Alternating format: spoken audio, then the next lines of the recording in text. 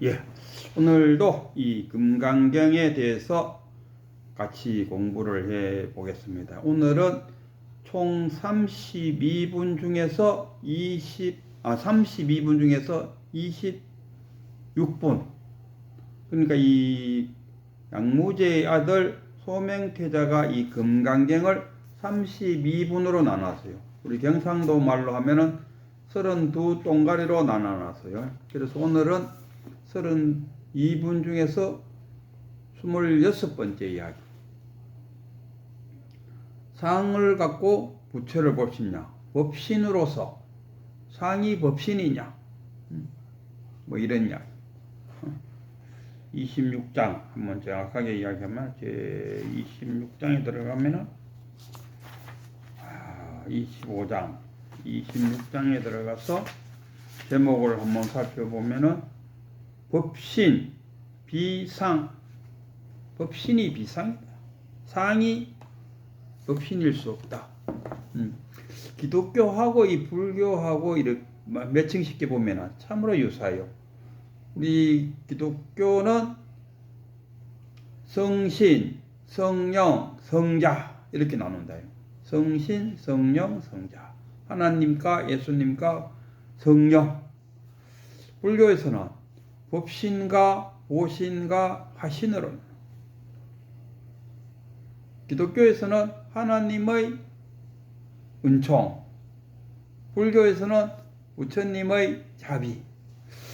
정말로 유사하다 이런 이야기 합니까? 그리고 이 불교하고 기독교하고 그 생태가 보면은 불교가 부처님이 예수님보다 한 500년을 앞선다 그러더라고요. 그리고 예수님이 성장 과정을 살펴볼 때 33살이 될 때까지 한 3년 정도 나타나서 활동을 하시다가 하나님 나라로 가버렸다. 그러면은 30살 어릴 때 유아기 때부터 30살까지 어떻게 지내느냐에 대해서는 그 기록이 없다 그러네. 그럼 뭐 추측건데 아마 남방불교를 배우지 않았을까. 그리고 그 중에서도 도수를 좀 배우지 않았을까. 그 당시에는 불교 그 당시 본마 부처님의 제자들 사리건 같은 경우는 뭐 하늘을 풀풀 날아다니는 어떤 그런 도수를 했다니까. 그런 도수를 좀 배워와서 자기 그 신도들을 교화하는데 사용되었지 않았을까. 뭐 그런 생각도 해보고. 어쨌든 간에 불교와 기독교는 참으로 유사하다. 딴 거 다 두더라도 성신과 성령과 성자, 법신과 보신과 화신 이렇게 나눴다. 법신, 보신, 화신이 무엇이냐. 그래서 알기 쉽게 뭐 설명하면은 법신이라 하면은 저 하늘에 떠 있는 달이다. 화신은 뭐냐? 물에 비친 달이다. 그러면 보신은 뭐냐? 화신과 보신을 연결시켜주는 끈이다. 만약에 그것이 구름에 가려져 버리면은 법신이 구름에 의해서 가려지면은 달을 볼 수 없다. 그러니까 보신이란 것은 법신과 화신을, 그러니까 불교대로 뭐 비로자나 불과 부처님을 화신이라고 그러지 않습니까? 그래서 법신, 그 화신과 연결해주는 것은 우리가 보신, 그리고 화신. 석가모니 부처님도 화신이다. 그래서 이 석가모니 부처님은 32종, 32상 80종을 내릴 수 있다. 그러니까 그 32종을 보고 부처님을 알 수 있느냐, 이러냐. 수보리가, 부처님하고 같이 탁발 나가서 공양해 와서 공양 드시고, 이렇게 앉아있는 모습을 보고, 희유하나이다, 세존이시여. 하고, 부처님의 모습을 늘 봤어요. 상을 늘 봤다 아닙니까? 늘 상 보면서 같이 있었다. 이 사리자가 부처님보다가 나이가 더 많았고, 아마 그 부처님 보다가 1년이나 전에 사리자가 먼저 열반에 들었어요. 사리자가 열반에 들지 않았으면은 아마 제1 그 계승자가 사리자가 되지 않았을까 하는 그런 이야기도 있다.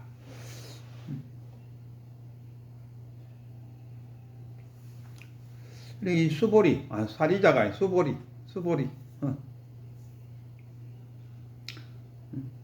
이 수보리가 부처님이 앉아있는 모습을 보고 감탄했다.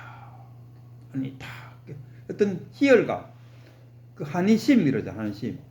그 십신, 믿을심, 십신, 그 다음에 십주, 그 믿음이 머무르는 거, 그 다음에 십행, 그 다음에 십해양, 이 40개고, 마지막에 깨닫는 것이 십지잖아요. 십지, 10개의 지, 그것도 단계로 있다. 그 운요대사가 팔지보살이다, 뭐 이렇게 표현하더라고요. 일지가 한의지입니다. 그 십지 속에 쑥 들어가는 그 순간에 온몸에 한의감이 쫙 느껴져요. 제가 그랬다는 이야기입니다. 우리 저랑 그 독대를 하신 큰 스님, 백운 스님께서 하시는 말은 그 항아리에 물이 가득 차 있는데 한순간에 비둥이 샥 빠지면서 물이 샥 흘러나가는 그런 느낌을 받는다 그랬는데, 그러나 그것도 사람마다 조금의 차이는 있다 그러더라고요.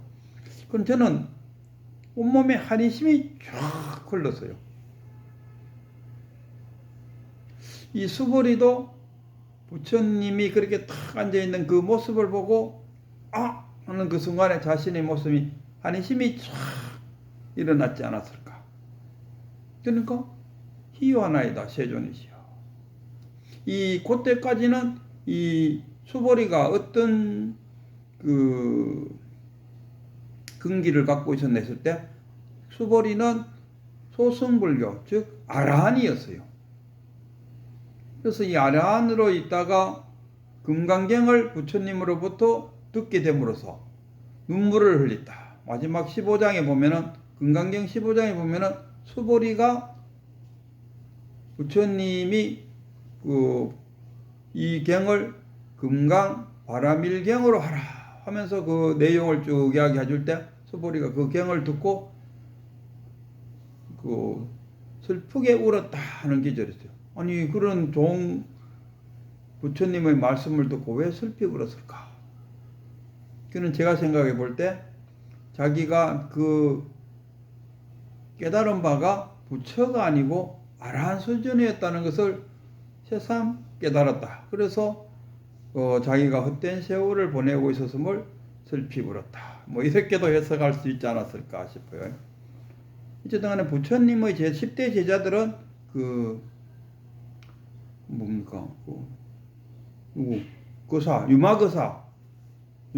유마경에 의해서 보면, 유마경 속에서 부처님의 10대 제자들은 다 아라한 정도의 수준으로 묘사되어 있어요. 부처가 아니었어요. 그래서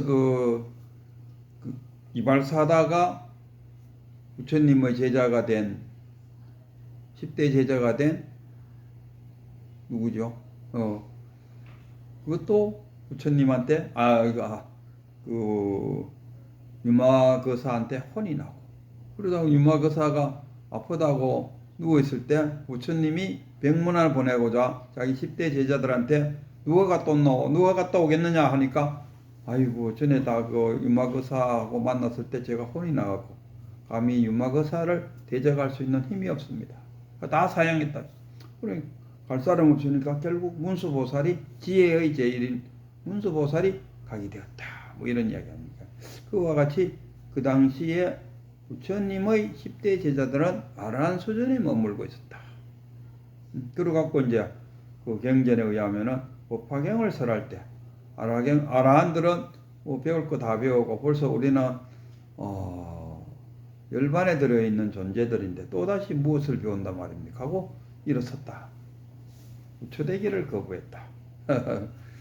아라한 수준과 부처의 수준은 다르다. 대승불교와 소승불교. 그래서 대승불교 쪽으로 와서 부처님을 강조하고, 이 소승불교 때는 수행 방법도 틀리죠. 부처님이 열반에 들 때 그 마지막 제자인 그 100살 넘은 노인에게 팔정도를 닦으라, 수행하라. 그 노인이 와갖고 그 당시에 외도들 이름을 쭉 나열하면서 이 중에 누가 깨친 사람입니까? 하고 물으니까 부처님이 그만두거라. 그런 거 알아서 뭐 하겠냐. 중요한 것은 너 자신이 깨쳤느냐 못 깨쳤느냐, 그게 중요한 거지. 남이 깨친들 그 당신하고 무슨 관계가 있느냐. 그래서 당신도 깨치려면은 팔정도를 수행하라. 이렇게. 그러다 이 대승불교 쪽으로 넘어오면서 금강경에는 무엇을 강조합니까? 육바라밀을 강조하고 있다. 이 팔정도와 육바라밀을 비교해 보면은 팔정도는 수행자들이 행할 수 있는 수행 방법이었어요. 그러나 대승불교 쪽에 넘어오면은 이 대승불교의 주체가 누구냐 하면은 수행자가 아니고 제가 신자들이 주체였어요. 그럼 이 제가 신자들이 수행할 수 있는 수행 방법이 뭐냐 했을 때 육바라밀이다, 이런 이야기입니다. 그러다가 다시 좀 더 불교가 후반기로 넘어가면서 다시 또 기족 불교 쪽으로 기울어요. 그때 뭐 나오노? 사마타와 이파사나가 나와요. 지금 또 보면 남방불교에서 사마타와 이파사나가 뭐 유행하다고 한국 스님들이 그 멀리까지 가서 이파사나와 사마타를 배워왔다 했었는데, 그 배워오면 뭐합니까? 네가 깨치야지 의미가 있는 거지. 사마타와 이파사나를 어떻게 수행하는지 나는 수행하는 그 방법을 경험하고 온 사람이다.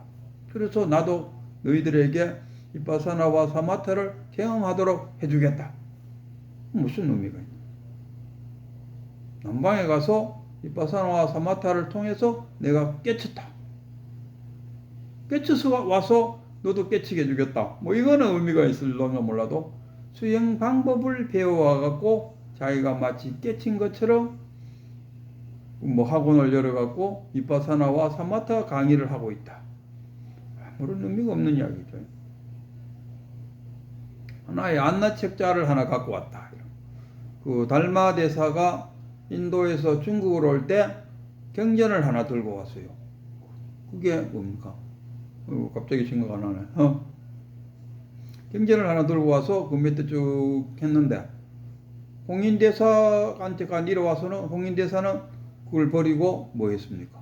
금강경을 강의했다. 그래서 그 밑에 누굽니까? 그 해능 대사가 웅무소주 이생기시, 그 금강경 속에 있는 구절이다. 사국에 그 한마디를 딱 듣고 다 깨쳤다. 그랬을 때 이 금강경이 의미가 있는 거죠. 그랬을 때 이 금강경이 의미를 가져. 이 금강경을 공부하는 사람들이 보면은 나는 뭐 아침 저녁으로 금강경을 읽고 아침에 5번, 저녁에 5번 뭐 읽는다, 독송한다, 그것을 이야기해요.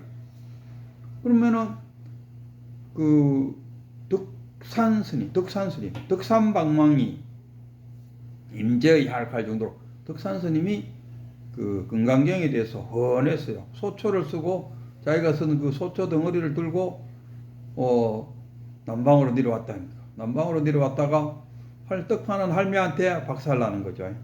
그러면은 네가 그 금강경에 도서락 하면은 그 금강경 속에 있는데 그 과거신 불가득, 현재신 불가득, 미래신 불가득이라고 하는데, 그럼 어디다가 그럼 너는 정심을 할 거냐?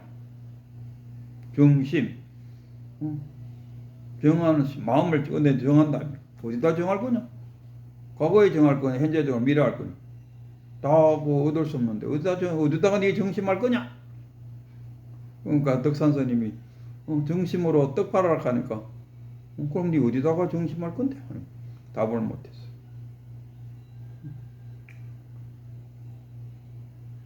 이 금강경을 거꾸로 읽고 앞으로 읽고 뒤로 읽고 금강경 대해서 헌하다 해도 32번 제목마다 짝짝짝 해갖고 술술술술 금강경을 다 외우고 있다 한들 깨치지 못하면은 금강경의 그림자밖에 모르고 있다. 금강경을 금강경으로 알지 못하고 있다. 이런 이야기. 니는 지금 하시는 보고 있어도 법신은 보지 못하고 있다. 이거 32상, 전륜성왕도 32상을 갖고 있어요. 그럼 뭐 전륜성왕하고 부처님하고 똑같은 거가 했을 때 천지 차이거든. 전륜성왕은 복을 지어 갖고 그 복을 지금 받고 있는 것이 전륜성왕이고, 부처님은 뭡니까? 열애, 진리에서 온 사람. 진리를 설하는 것이 열애고, 그 전륜성왕은 자신이 과거 생에 지어놓은 복을 지금 이번 생에 복을 누리고 있는 거예요. 천지 차이잖아요. 그러나 모양은 32상으로서 같아요. 우리가 절에 가면은 그 대웅전에 들어가면 부처님 상이 있어요. 그 상을 보고 부처님이라고 말하는 사람이 있을까요? 내가 오늘 부처님한테 절을 3000배 드리고 나왔다 했을 때 거기에 법당에 있는 돌부처한테 3000배를 했다는 이야기는 절대 아니죠. 자기 마음에 있는 법신에게 3000배를 올렸다. 성철 스님도 마찬가지라. 나를 만나려면은 저 부처님 앞에 가서 3000배 하고 오너라. 이게 뭡니까? 그 돌에다가 3000배 하라는 이야기 아니죠. 법신을 만나갖고 법신한테 네 소원을 물어보라 이거라. 그래서 법신한테 물어보고, 그리고 내한테 와서 너는 확인만 하면 돼. 나는 확인만 해주겠다 이거라. 그 성철 스님이 3000배 하라는 이야기는 거기 있는 화신을 만나라는 것이 아니, 법신을 만나고는, 법신이 어디 있습니까? 법당. 자기 법당이 어디 있습니까? 내 절 깨닫고 내가 다니는 절, 그 절이 법당이 아니, 자기 마음속에 있는 자신만의 법신을 갖고 있다. 그 법신에게 3000배를 올리게. 법신을 탁 깨치는 거야. 이 금강경이 중국, 일본, 한국에서의 소위 경전으로 쓰고 있어요. 법화경, 하엄경, 무슨 경, 또 종파도, 불교 종파도 수없이 많다니까. 그런 것들이 다 금강경을 그 소위 경전으로 삼을 때는 금강경에 뭐가 매력적인 뭔가가 있으니까 그런 거 아니겠습니까? 그럼 뭐냐? 금강경 속에 들어있는 내용, 가르침, 금강경이 가르치는 가르침, 응무소주 이생기지 마라. 집착에 매달리지 마라. 뭐가 아닙니까? 응무소주 집착. 상을 상으로 알지 않으면 즉각 요래라 보라. 상을 상으로 알면은, 상이 두 가지가 있죠. 현상과 실상.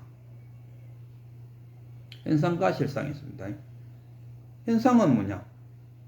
내가 그 어떤 식당에 갔는데, 식당에 가보니까 그 주방을 이렇게 쓱 보니까 주방이 지저분하더라 이거라. 그럼 이 식당 좀 지저분하네 생각을 했어요. 그러고 나서 또 우연히 또 한 번 더 가봤어요. 역시 또 지저분한 게라. 또 이 식당 좀 지저분한 거 맞네. 그 다음에 세 번째 가서 또 가보니까 지저분했어요. 이 식당은 지저분하구나. 이제 고정관념이 딱 생겨버려요. 이게 뭡니까? 현상이라. 그래서 이 사람은 어딜 가나, 그 식당 가니까 그 식당이 지저분하더라. 이게 현상입니다. 그럼 이 현상을 실상으로 볼 수 있는 눈은 뭔가? 내가 며칠날 그 식당 주방을 들여다봤는데 그 주방이 지저분하더라. 그러고 나서 또 한 번 더 봤는데 지저분하더라. 그러고 나서 세 번째도 마찬가지로 지저분하더라. 이렇게 자기가 본 것만 딱 이야기할 때 여기 현상입니다. 우리가 고정관념을 깨라. 고정관념 깨는 게 깨치는 거예요. 깨는 게 깨친다는 거, 견성한다. 견성은 견불성이잖아. 견불성. 견불성. 부처의 성품을 본다는 게 견성이라. 불성이 어디 있습니까? 각자에게 다 있대요. 내가 나의 불성을 보는 그것이 견성이라. 그럼 견성이 뭐냐? 고정관념을 깨물어서 그거 깨져야 그 사람은 내가 볼 때 요럴 때 내성적으로 행동하더라. 요거는 실상이지만 그 사람 좀 내성적이야. 그 사람 외향적이야. 내만 극하는 게 아니고 다른 사람도 극하더라고. 또 다른 사람까지 동조자들까지 끌어당겨. 그렇다고 해서 그것이 현상이 되느냐? 아니죠. 내가 본 그것을 정확하게 보았을 때 불견, 그렇게 정견이잖아. 이게 정견이다. 바라보는 게 정견이야. 우리 내가 몇 번 보고 추측하는 거. 또 어떤 사람 발견도 하겠죠. 바다에 가서 동해 가서 한번 찍어보고 서해 가서 한번 찍어보니까 짜더라고. 그럼 바닷물 짜다고 말하는 게 맞지 않습니까? 그럼 맞아.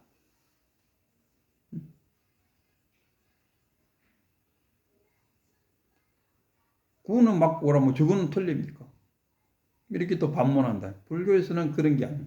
불교에서는 말에 매달리지 말고 언어에 집착하지 말고 이것은 이것이고 그것은 저것이야. 그럼 바닷물은 그래도 돼. 바닷물은 경전도 마찬가지입니다. 큰 스님들 이놈아 84,000 법문을 다 읽어봐야 부처님의 마음을 알겠느냐. 금강경 한 권만 제대로 읽어도 부처님의 마음을 알 수 있다. 이거 아닙니다.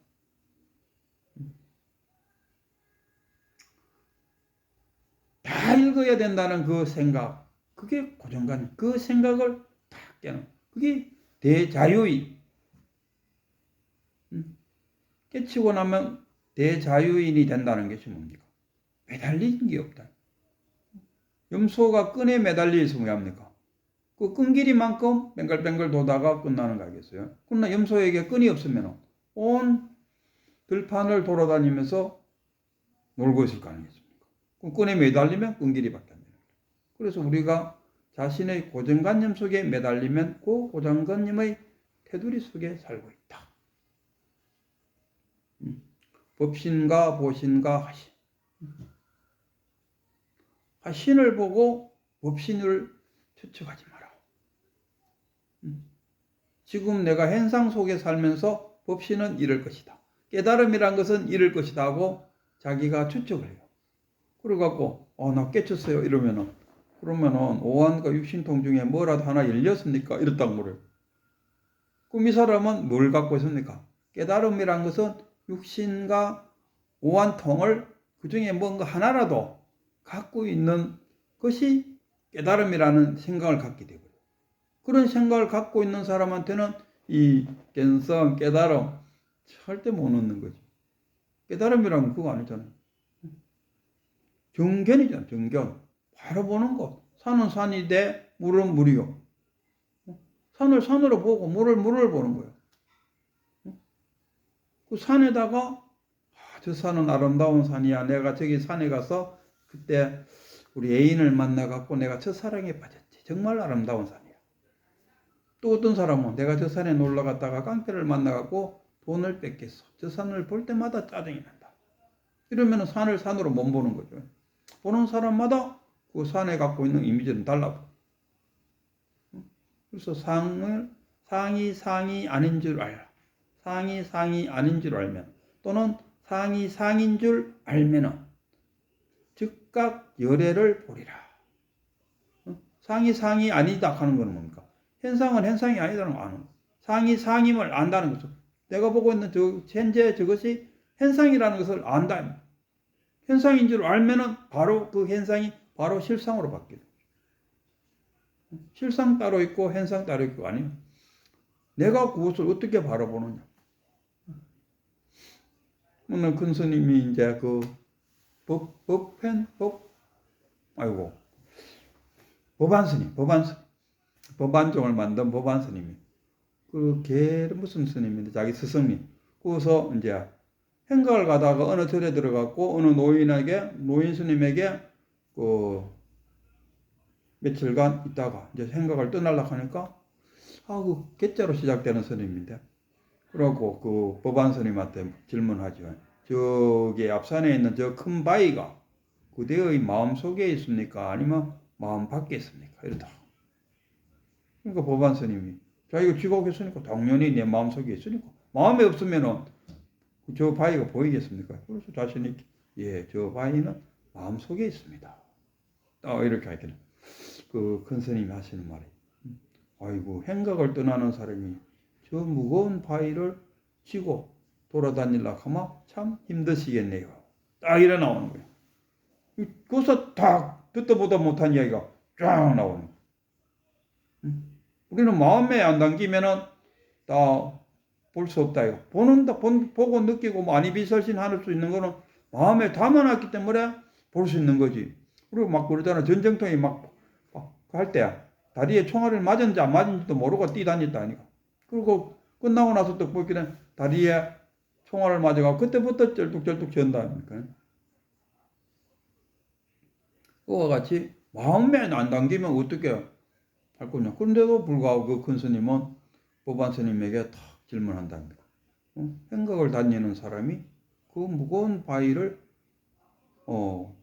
짊어지고 돌아다니려고 하니까 참으로 힘들겠네요. 그러니까 법안 스님이 듣도 보도 못한 일을 딱 듣는 그 순간에 하니까 그 같이 일행들은 다 떠나가고 법안 스님은 그 큰 스님 밑에서 남아갖고 큰 스님의 가르침을 잘 받아들여갖고 나중에 법안종이라는 종파를 만들 정도로 훌륭한 스님이 되었다. 이런 이야기.